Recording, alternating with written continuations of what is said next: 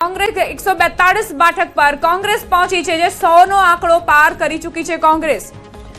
Doctor Kamlesh Rajgor પણ આપણી સાથે જોડાઈ ગયા છે।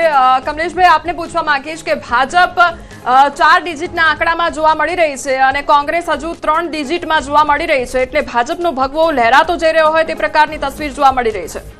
ને ચોક્કસ કોંગ્રેસના મિત્રએ કીધું કે અમે જીતવા માટે લડતા હોઈએ છીએ, પરંતુ ભારતીય જનતા પાર્ટી કોઈને હરાવવા માટે લડે છે એવું નથી।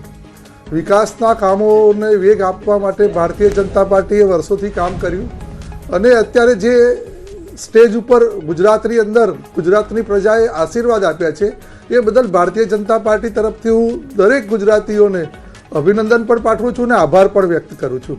અને આવનારા દિવસોની અંદર આ જ લોકો જે અત્યારે કહી રહ્યા છે કોંગ્રેસ આમ થશે તેમ થશે, એ લોકો હમણાં જ 2-3 કલાક 4 કલાક પછી એ ગાણા ગાવાના છે કે ઈવીએમ આમ હતું, ચૂંટણી પંચ આમ હતું, અથવા તો એના પછી ગુજરાતની પ્રજા તો મૂર્ખ છે, ગુજરાતની પ્રજા તો અશિક્ષિત છે, આ બધા જ ગાણા ગાવાના છે। પરંતુ ગુજરાતના લોકોએ સાબિત કરી બતાવ્યું છે કે ગુજરાત મૂર્ખ નથી, ગુજરાત અશિક્ષિત નથી, ગુજરાત ફરીથી પરિવર્તનની લહેર સાથે વિકાસની પંથ પર આગળ વધી રહ્યું છે। જી વિશાલભાઈ, આપની પાસે આ માંગીશ કે જે અહીંયા પરિવર્તનની વાત થઈ રહી છે ત્યારે ક્યાંક અહીંયા તો પુનરાવર્તન જ જોવા મળી રહ્યું છે, પરંતુ શું એ કામોનું પુનરાવર્તન થશે કે પછી એ કામોમાં પરિવર્તન થશે, શું લાગી રહ્યું છે? અત્યારે જે રિઝલ્ટ આવી રહ્યા છે ને એના ઉપરથી એક વસ્તુ એવી લાગી રહી છે કે જનતાને ક્યાંક હવે 1-2 વર્ષ માટે થોડો સારો એવો ફાયદો થશે। કારણ કે જે રીતે દરેક ન્યૂઝ મીડિયાના માધ્યમથી બતાવ્યું હતું કે ભારતીય જનતા પાર્ટીનો ક્યાંક વિરોધ થયો છે, જે રીતે 2027 માટેની સત્તાનો જંગ જે છે, એટલે હવે દરેક કોર્પોરેટર હશે કે દરેક ધારાસભ્ય હશે એમને આ રિઝલ્ટ પછી સ્ટ્રિક્ટલી વોર્નિંગ આપી દેવામાં આવશે કે તમે દરેક ઘર સુધી પહોંચો, કારણ કે જે કમી ક્યાં રહી ગઈ છે ને એ શોધવાનું કામ હવે 2027 સુધીની અંદર, એટલે પ્રજાને ક્યાંક આની અંદર ભારતીય જનતા પાર્ટી વિશાલભાઈ આપને રોકવા માંગીશ। સુરત જિલ્લાની વાત કરી લઈએ। સુરત જિલ્લા પંચાયતની ઓલપાડ બેઠક પર ભાજપને જીત પ્રાપ્ત થઈ છે। ભાજપના ઉમેદવાર કિરણ પટેલ જંગી મતથી વિજેતા થયા છે। 7624 મતથી ઓલપાડ જિલ્લા પંચાયત બેઠક પર ભાજપને જીત પ્રાપ્ત થઈ છે। ત્યારે આ સુરતની તસવીર જોવા મળી રહી છે કે જ્યાં જિલ્લા પંચાયતની ઓલપાડ બેઠક પર ભાજપને જીત પ્રાપ્ત થઈ છે। આ જિલ્લા પંચાયત સીટ પર મેં 7624 મતોથી મારી ભવ્ય વિજય થયો છે, જેનો શ્રેય આ જીતનો હું મારા તમામ મતદાર ભાઈઓ બહેનો, વડીલો, યુવાઓ અને મારા સમર્થકોને અને ખાસ કરીને ભારતીય જનતા પાર્ટીના શીર્ષક નેતૃત્વને અને આપણા માજી મંત્રી અને ઓલપાડના ધારાસભ્ય। એક મહત્વનું અપડેટ મળી રહ્યું છે। દિયોદર જિલ્લા પંચાયત પર કોંગ્રેસનું ખાતું ખુલ્યું છે। દિયોદર જિલ્લા પંચાયત પર કોંગ્રેસનું ખાતું ખુલ્યું છે। જિલ્લા પંચાયત બેઠક કોંગ્રેસના ફાળે ગઈ છે। કોંગ્રેસને જીત પ્રાપ્ત થઈ છે। કોંગ્રેસ ઉમેદવારને વિજય થયો છે। ત્યારે મહીસાગર પર નજર કરીએ। ભાજપના પૂર્વ એમએલએના ગઢમાં ગાબડું પડ્યું છે। મહીસાગર તાલુકા પંચાયત ગાંગટા બેઠક પર કોંગ્રેસની જીત થઈ છે। ત્યારે મહીસાગર ભાજપના પૂર્વ એમએલએના ગઢમાં ગાબડું પડ્યું છે અને કોંગ્રેસને જીત પ્રાપ્ત થઈ છે। ભરૂચ પર નજર કરીએ। ભરૂચ જિલ્લા પંચાયતની જાડેશ્વર બેઠક પર ભાજપને જીત પ્રાપ્ત થઈ છે। પ્રશાંતભાઈ, તમને સવાલ, અત્યારે એક એવા પણ બ્રેકિંગ મળ્યા હતા કે જંગલેશ્વરમાં જે ડિમોલેશન થયું અથવા તો રાજ્યભરમાં જ્યાં જ્યાં ડિમોલેશન થયું તેની અસરો જોવા મળી રહી છે। બીજી તરફ જે મુસ્લિમ મેજોરિટી વિસ્તાર છે ત્યાં પણ મતદાનની ટકાવારી ખૂબ વધુ જોવા મળી। ટકાવારી કરતા ત્યાં અમે જે લાઈનો જોઈ, આટલી મોટી સંખ્યામાં ત્યાં લોકો પહોંચ્યા, આ શું પ્રતિબિંબિત કરે છે? ચૂંટણીના દિવસે છેલ્લા કલાક પહેલા ઇમરાન ખેડાવાલા એક વાત કરી હતી કે બુલડોઝરની સામે વોટ આપવાનો છે।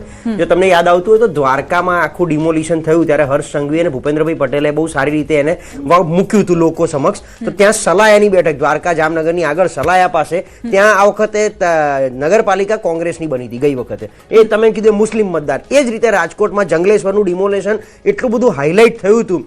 અત્યારે પરિણામ સામે ઘણીવાર એવું થતું હોય છે કે ત્યાં સ્થાનિક એક તો વસ્તી કોની વધારે છે, એ વસ્તી બુલડોઝર કોની ઉપર ફર્યું છે, એટલે જે છૂટમૂટ જે બેઠકો પણ આવી રહી છે એ આ નારાજગીની આવી રહી છે। કારણ કે ત્યાં તમે અને દર વખતે આપણે ભાજપના કોઈ બી વ્યક્તિ પાસે એવું સાંભળીએ કે અહીંયા 90-10ના રેશિયોમાં વસ્તી છે અને 10% દબાણ કરીને બેઠા હતા, એ દબાણ પર બુલડોઝર ફર્યું છે, આમ છે। એટલે એ 90%ની વસ્તી ઉપર હાવી થવા માટે 10% ઉપર આવી રીતે ક્યાંક ને ક્યાંક આ બુલડોઝર મતમાં દેખાતું હોય છે, પરિણામમાં દેખાતું હોય છે। એટલે રાજકોટની એ જંગલેશ્વરની 4 બેઠક કોંગ્રેસના ફાળે ગઈ, કારણ કે એક તો મુસ્લિમ મતદારોનું પ્રભુત્વ ત્યાં વધારે બુલડોઝર એમની ઉપર વધારે ફર્યું, એટલે ડેફિનેટલી ચૂંટણીનો સમય હતો એનો એમણે લાભ ઉઠાવી અને પ્રજા સમક્ષ મૂકી દીધો અને બુલડોઝરનું મત અહીંયા કોંગ્રેસના ખોળામાં ગયો. એટલે ક્યાંક નુકસાન થતું પણ જોવા મળી રહ્યું છે. અપડેટ પર નજર કરી લઈએ તો આપે મહીસાગરમાં ખાતું ખોલ્યું છે, આપનું ખાતું ખુલ્યું છે મહીસાગર ખાતે. ત્યારે પૂર્વ મંત્રી કુબેર ડિંડોરના વતનમાં ગાબડું પડ્યું છે. પૂર્વ મંત્રી કુબેર ડિંડોરના વતનમાં ગાબડું. ત્યારે બાબરોલ તાલુકા પંચાયતમાં આપ ઉમેદવાર વિજેતા થયા છે. આમ આદમી પાર્ટીના ઉમેદવાર જીગરકુમાર બાલ વિજેતા થયા છે અને આપે મહીસાગરમાં ખાતું ખોલ્યું છે. ત્યારે આમ આદમી પાર્ટી પણ આગળ જતી નજરે પડી રહી છે અને પોતાનું ખાતું ખોલાવતી નજરે પડી રહી છે. અને હવે અન્ય અપડેટ પર નજર કરીએ. અમદાવાદ મનપાના સૈજપુર બોઘામાં ભાજપની પેનલ જીત થઈ હોવાના સમાચાર. સૈજપુર બોઘા વોર્ડમાં 4 જે ઉમેદવારો છે તે જીત્યા છે. અત્યારે વિક્ટરી સાઇન બતાવતા આ દ્રશ્યો પણ ત્યાંથી સામે આવી રહ્યા છે. સ્થાનિક સ્વરાજની ચૂંટણીમાં સૈજપુર બોઘા વોર્ડથી આ તસવીરો. ભાવનાબેન રબારી, બળદેવ રાઠોડની જીત થઈ હોવાના સમાચાર. અમદાવાદ મહાનગરપાલિકાના સૈજપુર બોઘામાં ભાજપની પેનલ વિજયી થઈ છે. અમદાવાદના બાવળા તાલુકા પંચાયતની વાત કરીએ, ભાયલા બેઠક ભાજપના ફાળે ગઈ છે. શિયાળ, ગાગડ, રોયકા બેઠક પર પણ ભાજપના ફાળે જીત ગઈ છે. બાવળા તાલુકા પંચાયતની પણ માહિતી સામે આવી રહી છે. બોરસદ નગરપાલિકાની વોર્ડ નંબર 2 પર ભાજપ આગળ ચાલી રહ્યું છે. તો આ તરફ ભાજપના 4 ઉમેદવારોની જીત થઈ હોવાના સમાચાર પ્રાપ્ત થઈ રહ્યા છે. બોરસદ નગરપાલિકાના વોર્ડ નંબર 2 પર ભાજપ આગળ ચાલી રહ્યું છે. હવે આવીએ કમલેશભાઈ પાસે.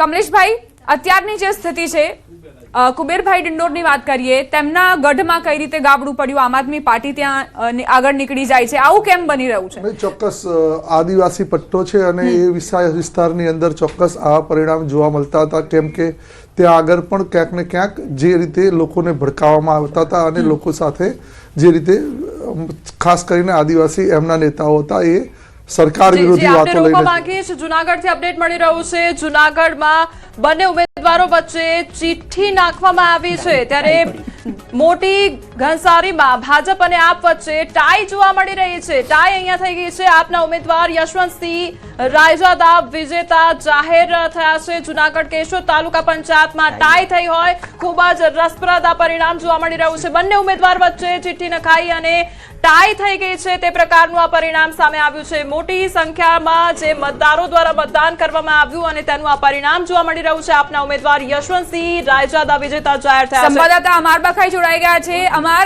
એક બાદ એક રોચક કિસ્સા સ્થાનિક સ્વરાજની ચૂંટણીમાં અને વધુ એક કિસ્સો કેશોદથી.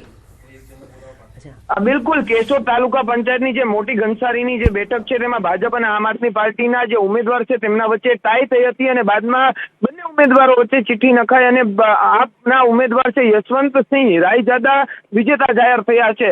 એટલે કે એક બાદ એક પરિણામ આવી રહ્યા છે. ક્યાંક આમ આદમી પાર્ટીનું ખાતું ખુલી રહ્યું છે તો ક્યાંક ભાજપ અને કોંગ્રેસનું ખાતું ખુલી રહ્યું છે અને હાલ અપસેટ જોવા મળી રહ્યું છે. જી, જાણકારી આપવા માટે. તો કેશોદમાં અહીં મહત્વના સમાચાર એ કે ભાજપ અને આમ આદમી પાર્ટી બંને વચ્ચે ટાઈના સમાચાર એટલે ચિઠ્ઠી ઉછળી છે. એક બાદ એક